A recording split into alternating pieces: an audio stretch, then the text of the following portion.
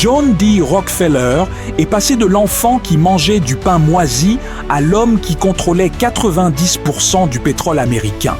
Mais voici ce que personne ne vous dit. L'instant qui a fait de lui un milliardaire s'est produit alors qu'il était sans le sou, sur le point de tout perdre, et qu'il a pris une décision allant à l'encontre de tous les conseils d'affaires de son époque. Et cette décision, elle n'avait absolument rien à voir avec le pétrole. Dans les prochaines minutes, je vais vous révéler 3 aspects de Rockefeller qui ne sont jamais abordés dans les écoles de commerce.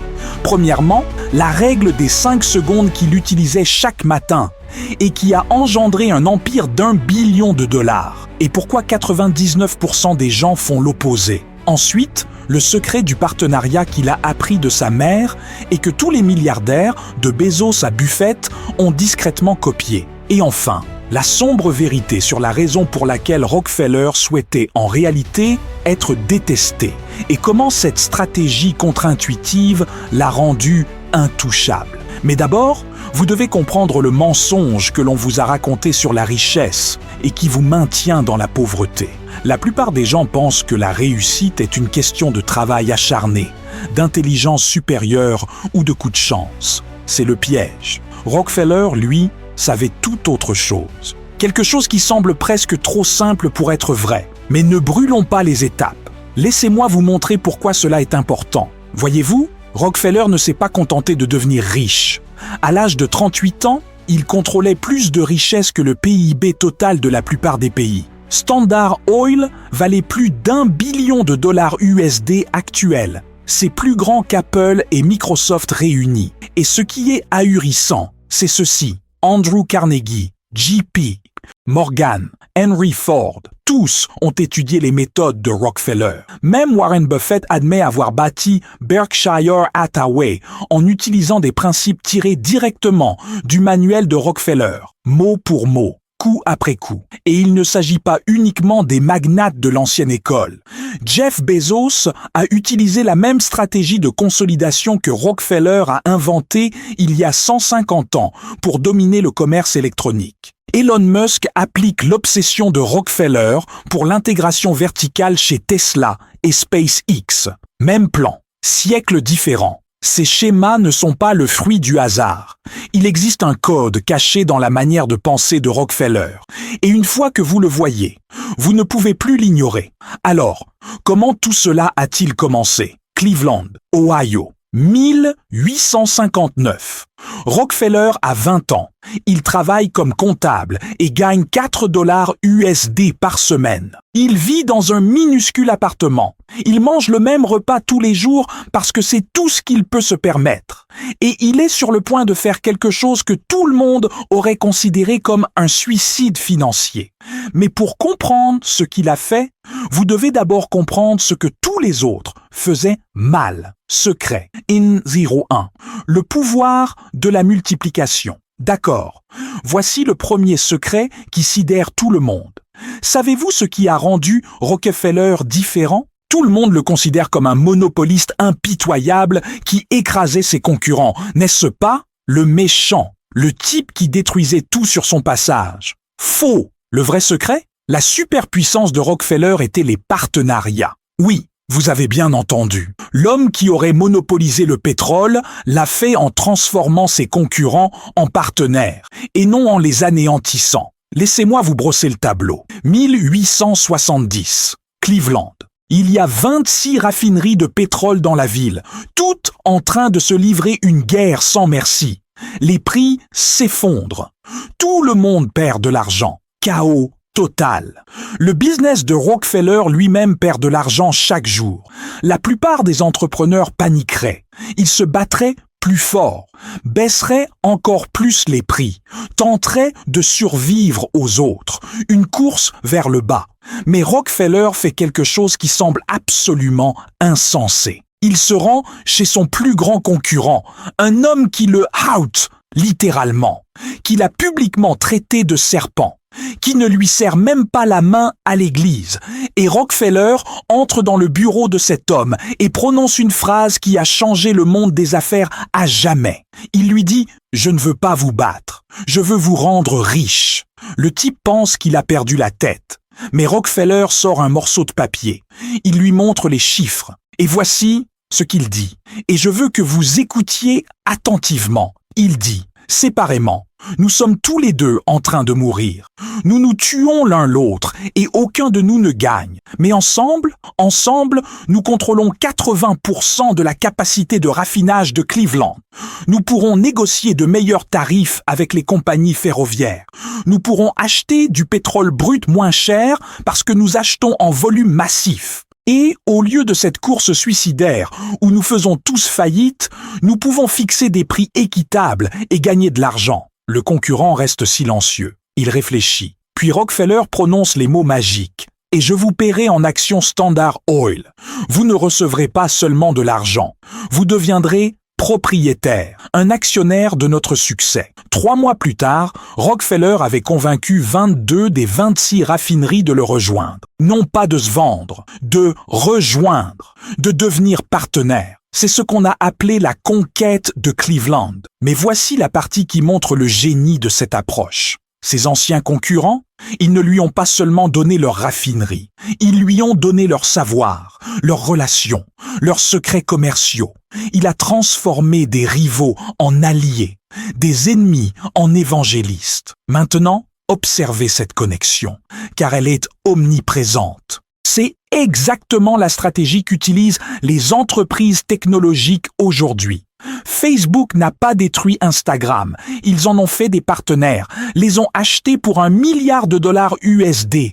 Google n'a pas tué YouTube, ils les ont acquis, ont maintenu l'implication des fondateurs. Amazon ne fait pas que concurrencer les vendeurs tiers.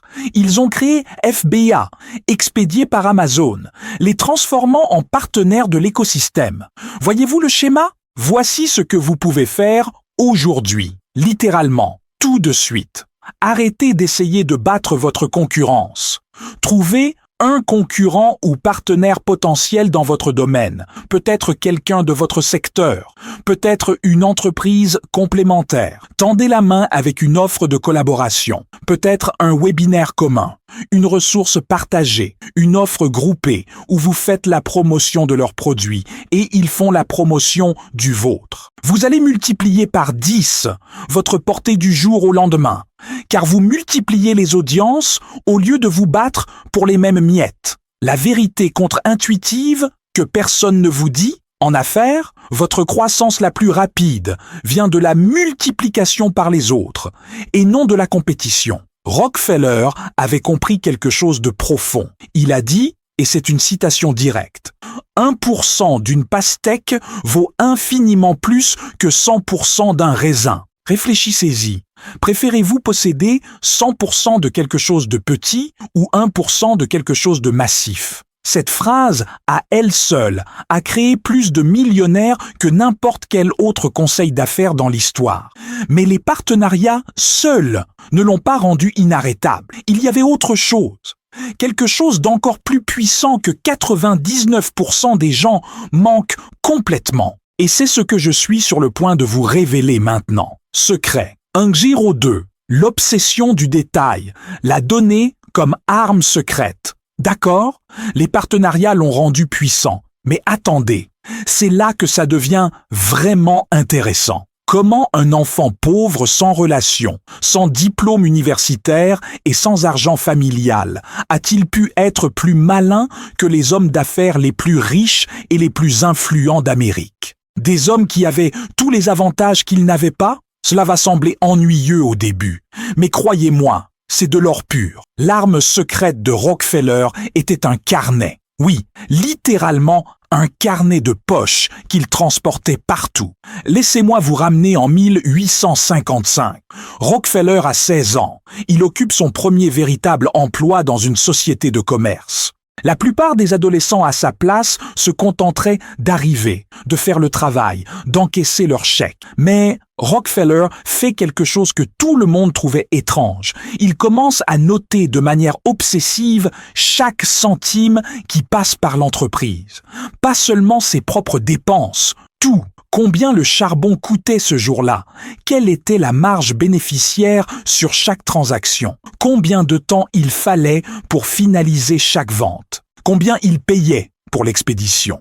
À quelle période de l'année certains produits se vendaient le mieux? Ses patrons le trouvaient bizarre. Pourquoi le comptable s'en soucie-t-il autant? Chuchotait-il. Mais voici ce qui s'est passé. En 6 mois, Rockefeller en savait plus sur les chiffres réels de l'entreprise que les propriétaires eux-mêmes. Il voyait des schémas qu'ils ne pouvaient pas voir parce qu'ils suivaient des données qu'ils ignoraient. Un jour, l'entreprise doit prendre une décision cruciale concernant l'expansion vers une nouvelle ville. Grosse décision. Beaucoup d'argent en jeu. Les propriétaires débattent. Ils se basent sur leur intuition. Ils se disputent pour savoir s'ils doivent aller à Pittsburgh ou à Buffalo. Ils devinent. Ils lancent des fléchettes. Rockefeller, cet adolescent, sort son carnet. Et il dit quelque chose qui a changé toute sa vie. Il dit, d'après les chiffres que j'ai suivis, si nous allons à Buffalo au lieu de Pittsburgh, nous gagnerons 12 000 $ USD de plus la première année. Les coûts d'expédition sont 23% moins élevés sur cette route et la base de clientèle à Buffalo croît plus rapidement, selon les données du recensement. Silence de mort. Ils sont allés à Buffalo. Il avait raison, presque au dollar près. Et c'est là qu'ils l'ont nommé partenaire, à l'âge de 19 ans. C'est devenu son obsession. Lorsqu'il a bâti Standard Oil, il a créé le système de comptabilité le plus sophistiqué de l'histoire des affaires américaines. Il connaissait le coût de toutes, jusqu'à des niveaux de détail insensés. Voici une anecdote qui montre à quel point cela allait loin. Ces raffineries utilisaient 40 gouttes de soudure pour sceller chaque baril de pétrole. 40 gouttes. C'était la norme de l'industrie. Tout le monde faisait ça. Mais Rockefeller a fait faire un test. Il s'avère que 39 gouttes suffisaient. Le seau fonctionnait exactement de la même manière. Juste une goutte de moins. Ce seul changement, une seule goutte de soudure, a permis d'économiser 2 500 $ USD par an. Maintenant, multipliez cela par des milliers de barils, des centaines de raffineries, des dizaines d'optimisations de coûts dans chaque partie de l'entreprise. C'est ainsi qu'il a écrasé des concurrents qui naviguaient à l'aveuglette. Eux devinaient leurs coûts. Lui savait, au centime près. Pendant qu'il disait « Je crois que nous faisons de l'argent », lui disait « Nous faisons exactement 17% de marge sur cette gamme de produits et 12% sur celle-ci, nous devrions donc déplacer les ressources en conséquence. Maintenant, voici où cela devient puissant pour vous. La plupart des gens n'ont aucune idée de leurs chiffres réels. Si vous leur demandiez à l'instant quelle est votre marge bénéficiaire, ils devineraient. Peut-être diraient-ils quelque chose de vague, comme « plutôt bien » ou « pas terrible ces derniers temps ». C'est une cécité financière et vous ne pouvez pas gagner si vous ne pouvez pas voir. Voici ce que vous faites à partir de ce soir. Je vous donne le tableau de bord Rockefeller. Créez une simple feuille de calcul ou utilisez une application comme Notion. Suivez 3 chiffres chaque jour pendant les 30 prochains jours. Seulement 3. Numéro 1. Combien d'argent est entré? Le chiffre d'affaires. Chaque dollar USD. Numéro 2. Combien est sorti? Les dépenses. Soyez honnête. Tout. Numéro 3. Votre marge bénéficiaire. Le pourcentage que vous conservez. Cela semble basique, c'est exactement le but. La plupart des gens ne connaissent pas ces chiffres pour leur entreprise, leur activité secondaire, ni même leurs finances personnelles. Ils fonctionnent avec des sentiments au lieu de faits. Mais vous, dans 30 jours, vous aurez des données que personne d'autre n'a. Vous repérerez des schémas qui sont invisibles pour les autres. Vous saurez exactement quels clients sont réellement rentables, quels produits vous font secrètement perdre de l'argent, ou couper, ou mettre les bouchées doubles. Vous aurez de la clarté pendant que tous les autres sont confus. Et la clarté est le pouvoir. Rockefeller a écrit quelque chose dans son livre Random Reminiscence, Souvenir épars, qui m'a stupéfié lorsque je l'ai lu pour la première fois. Il a dit « J'avais une passion pour le détail qui frôlait la manie. Cette manie, cette attention obsessionnelle aux chiffres est ce qui sépare les entreprises d'1 milliard de dollars USD des rêveurs fauchés. La donnée bat l'intuition, absolument, à chaque fois. À l'ère de l'IA et de l'analyse, c'est encore plus puissant qu'à l'époque de Rockefeller. Utilisez des outils comme QuickBooks, Wave ou juste Google Sheets. Peu importe l'outil que vous utilisez. Ce qui compte, c'est que vous utilisiez quelque chose. Car la personne qui possède la meilleure information gagne. Toujours. Mais même les partenariats et des données parfaites ne sont pas le secret le plus profond. Il y a encore une chose, la chose que seulement 1% des gens comprennent vraiment. Et c'est ce qui a distingué Rockefeller de littéralement tous les autres hommes d'affaires de son époque. Cette prochaine partie va remettre en question tout ce que vous croyez savoir sur la réussite. Secret d'Euro 3. Jouez le jeu sur 50 ans. Très bien. Les partenariats et les données, ce sont des tactiques. Elles sont puissantes, mais ce ne sont que des tactiques. Mais voici le VRA secret, celui que seulement 1% des gens comprennent vraiment.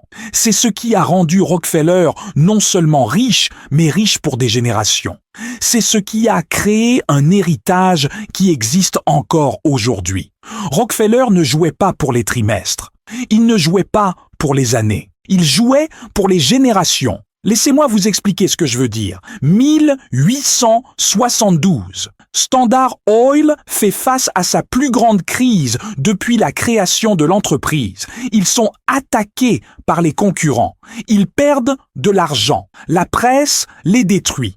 Les politiciens menacent de les faire fermer. Tout le monde dans l'entreprise panique. Les employés sont terrifiés. Les investisseurs exigent des mesures. Savez-vous ce que Rockefeller a fait? Rien. Il n'a pas réagi. Il n'a pas paniqué. Il n'a pas fait de mouvement désespéré. Dans son livre Random Reminiscence, il révèle quelque chose d'absolument fou. Il a écrit: je n'étais pas inquiet. Je savais que notre fondation était solide. Je construisais pour 50 ans, pas pour 5. Relisez ceci. Construire pour 50 ans, pas pour 5. Pendant que les concurrents faisaient des mouvements désespérés pour se sauver ce trimestre-ci, Rockefeller plantait des graines qui ne porteront à leurs fruits que des décennies plus tard. Il jouait à un jeu complètement différent sur un horizon temporel complètement différent. Voici la partie époustouflante. Rockefeller a donné plus de 500 millions de dollars USD au cours de sa vie. En argent actuel, cela représente environ 15 milliards de dollars USD. Les gens pensaient qu'il était fou. Les journalistes le traitaient d'hypocrite, disaient qu'il essayait d'acheter sa place au paradis. Mais il avait compris quelque chose de profond que la plupart des gens ne saisissent jamais. Les intérêts composés ne concernent pas seulement l'argent, ils concernent la réputation, les relations, les systèmes et l'héritage. Chaque dollar USD qu'il a investi dans l'éducation par le biais de la Rockefeller Foundation, chaque partenariat qu'il a cultivé pendant des décennies, chaque gain d'efficacité qu'il a intégré à ses systèmes, chaque relation qu'il a entretenue, tout cela s'est composé avec le temps. À l'âge de 50 ans, il gagnait des millions USD en dormant grâce à des systèmes qu'il avait construits 20 ans plus tôt. L'entreprise fonctionnait sans lui parce qu'il l'avait bâtie pour durer des générations, pas seulement jusqu'à sa retraite. Pensez à ce contraste. La plupart des gens aujourd'hui ne peuvent pas penser au-delà du mois prochain. Ils veulent des gains rapides, des moments viraux, un succès du jour au lendemain. Ils font défiler TikTok à la recherche de l'astuce qui changera tout d'ici vendredi. Ils jouent aux dames. Rockefeller jouait aux échecs sur plusieurs décennies. Et voici ce qui est fou. Les meilleurs entrepreneurs d'aujourd'hui comprennent cela. Bezos le comprend. Amazon n'a pas réalisé de bénéfices pendant 20 ans parce qu'il construisait l'infrastructure pour le long terme. Les analystes de Wall Street le traitaient de fou à chaque trimestre. Quand Amazon va-t-il gagner de l'argent? Il s'en fichait. Il construisait pour des décennies. Elon Musk le comprend. SpaceX a perdu de l'argent pendant une décennie à construire des fusées réutilisables. Les gens disaient que c'était impossible. Ils ne construisaient pas pour l'année prochaine. Ils construisaient pour Mars. Le schéma est partout, une fois que vous le voyez. Et voici où cela devient inconfortable. Parce que c'est la question qui va tout révéler sur le fait que vous soyez sur la voie de la vraie richesse ou que vous tourniez en rond. Rockefeller se posait cette question chaque matin et c'est documenté. Il demandait: Que puis-je faire aujourd'hui dont mon moi de 60 ans me remerciera? Pas comment devenir riche rapidement, pas comment gagner aujourd'hui, mais quelle fondation suis-je en train de poser pour les 30 prochaines années? Question complètement différente, vie complètement différente. Alors, laissez-moi vous poser cette question maintenant. Que faites-vous en ce moment qui va se composer pendant 10 ans? Êtes-vous en train d'acquérir une compétence qui prend de la valeur avec le temps ou de courir après des tendances qui seront mortes le mois prochain? Êtes-vous en train de bâtir des relations qui s'approfondissent au fil des décennies ou de collectionner des followers qui vous oublieront demain? Êtes-vous en train de créer des systèmes qui fonctionnent sans vous ou d'échanger du temps contre de l'argent d'une manière qui plafonne votre potentiel? Investissez-vous dans des actifs qui prennent de la valeur ou dépensez-vous pour des choses qui se déprécient? Soyez honnête avec vous-même. Personne d'autre n'écoute. La raison pour laquelle la plupart des gens restent fauchés n'est pas le manque d'opportunités. Nous vivons l'époque la plus riche en opportunités de l'histoire humaine. Vous pouvez démarrer une entreprise depuis votre téléphone dès maintenant. La raison pour laquelle la plupart des gens restent fauchés est le manque de patience. Ils ne peuvent pas retarder la gratification assez longtemps pour que les intérêts composés opèrent leur magie. Ils plantent une graine le lundi et la déterrent le mercredi pour voir si elle pousse. La vraie superpuissance de Rockefeller n'était pas l'intelligence. Ce n'était pas la cruauté, malgré ce que disent les livres d'histoire. Ce n'était même pas son esprit stratégique. Sa superpuissance était la capacité de planter des arbres, sachant qu'ils ne s'assieraient peut-être jamais à leur ombre, de construire pour des gens qu'ils ne rencontreraient jamais, de se sacrifier aujourd'hui pour un lendemain qu'ils ne vivraient peut-être pas. C'est la différence, c'est le code. Conclusion et action. Ancrons ces concepts. 3 secrets du premier milliardaire de l'histoire. 1. Multipliez par le partenariat, pas par la compétition. Arrêtez de vous battre pour les miettes. Transformez vos ennemis en actionnaires. 1% d'une pastèque vaut mieux que 100% d'un raisin. 2. Observez les chiffres avec obsession. Créez votre tableau de bord Rockefeller. Suivez 3 chiffres quotidiennement pendant 30 jours. La donnée bat l'intuition absolument à chaque fois. La personne qui possède la meilleure information gagne. 3. Jouez le jeu sur 50 ans. Demandez-vous chaque matin, que suis-je en train de construire aujourd'hui qui aura de l'importance en 2035? Cette question, à elle seule, changera toute votre trajectoire. Voici votre plan d'action. Dans les 24 prochaines heures, pas la semaine prochaine, pas un jour indéterminé, dans les 24 prochaines heures, je veux que vous fassiez une chose. Ouvrez une note sur votre téléphone maintenant.